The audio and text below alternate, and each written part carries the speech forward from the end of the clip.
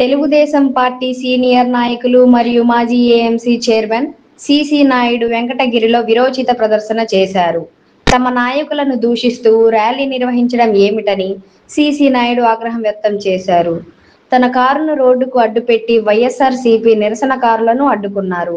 ఇక వివరాల్లోకి వెళితే తిరుపతి జిల్లా వెంకటగిరి పట్టణంలోని నేదురుమల్లి జనార్దన్ రెడ్డి భవనం నుంచి రాష్ట్ర వ్యాప్తంగా చేపట్టిన ప్రజా పోరుబాట ర్యాలీ నిర్వహిస్తుండగా టీడీపీ నాయకులను దూషిస్తూ ర్యాలీ నిర్వహించడం ఏమిటని సిసి నాయుడు కోపంతో తన కారును రోడ్డుకు అడ్డుపెట్టి వైఎస్ఆర్సీపీ నిరసనకారులను అడ్డుకున్నారు. వైఎస్ఆర్ కాంగ్రెస్ పార్టీ హయాంలో తమ నాయకులపై అక్రమ కేసులు బనాయించారని సిసి నాయుడు ధ్వజమెత్తారు. అప్రమత్తమైన పోలీసులు సిసి నాయుడును అడ్డుకొని ర్యాలీని దారి మళ్లించారు. ఆయన యొక్క చర్యలపై వైఎస్ఆర్ కాంగ్రెస్ పార్టీ నాయకులు తిరుగుబాటు చేసేందుకు ప్రయత్నించగా పోలీసులు అడ్డుకొని సిసి నాయుడును అక్కడి నుంచి తరలించారు.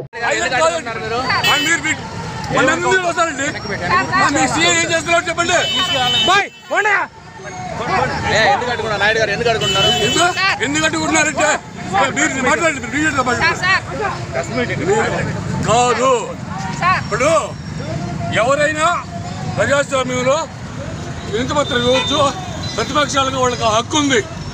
ఈరోజు రోడ్ల మీద వచ్చి మాట్లాడుతున్నాడు. వాళ్ళ నాయకుడికి అసెంబ్లీలోకి వచ్చి మాట్లాడే దమ్ము లేదు. మరి 1,30,000 కోట్లు ప్రజల మీద కరెంటు ఛార్జీలు మోపి ఈరోజు సిగ్గు లేకుండా దోపిడీ రాజ్యం దొంగలు రాజ్యం ఉంటున్నారు. మహిళ పబ్లిక్ అంతరాయం సిగ్గు లద్దున్నారు మాట్లాడేదానికి. ప్రజాస్వామ్యంలో హక్కు ఉంది అంటున్నారు, మరి ర్యాలీని అడ్డుకోవడం తప్పు కదా? ర్యాలీని అడ్డుకోవట్లేదండి.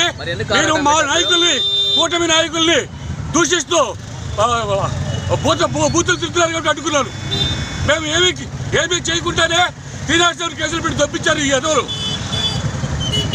మేము ఆ పని చేయాలనుకుంటే చాలా ఇది కాదు. నేను రామకుమార్ రెడ్డి గారికి వినయపూర్వకంగా చెప్దామని చూస్తే అల్లరి మొక్కలు పైకి దూకుతారా చూస్తాం.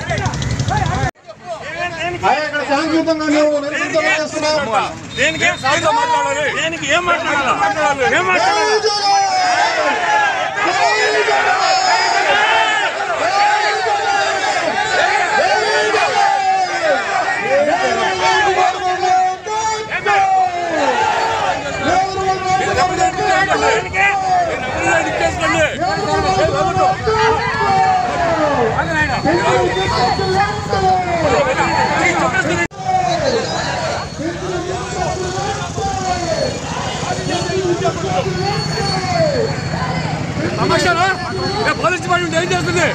ఏమీ లేకుండా ఫీనాన్స్ కేసులు పెట్టారు. ఏమీ లేకుండా ఫీనాన్స్ కేసులు పెట్టారు.